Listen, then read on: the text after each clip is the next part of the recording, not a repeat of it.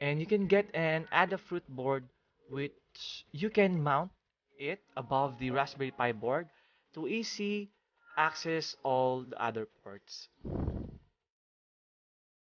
We also have the other components. We have here the lights, we have here the diodes, and the others.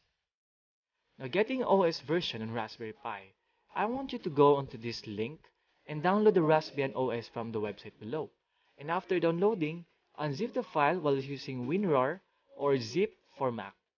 In running Raspberry Pi, plug in the USB charger to the board and then plug in the SD card to the SD card socket in the board.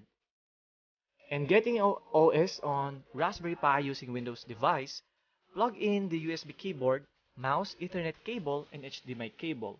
And after this, right-click on the drive and format it using the FAT32 file system. Then, plug in the USB cord, mouse, Ethernet cable, and HDMI cable. And in running Raspberry Pi, now just plug in the power adapter and you're good to go. And in setting up Raspberry Pi for the first time, you would need this code.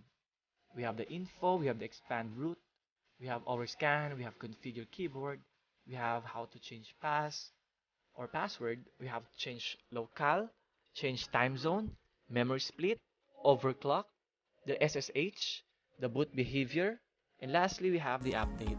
Now this update is to try to update Raspi configuration. The Raspi configuration expands the root and expands the partition to fill in the SD card.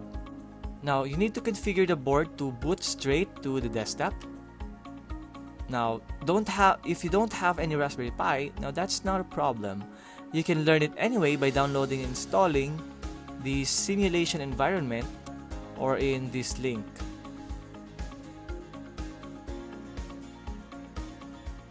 So here is a simulation of the Raspberry Pi. Now to exit the simulation mode, just press the Ctrl plus Alt at any time. In simulating Raspberry Pi, it has an advantage and it also has a disadvantage. First advantage is that it don't need to buy a board. It's easy to try Linux environment.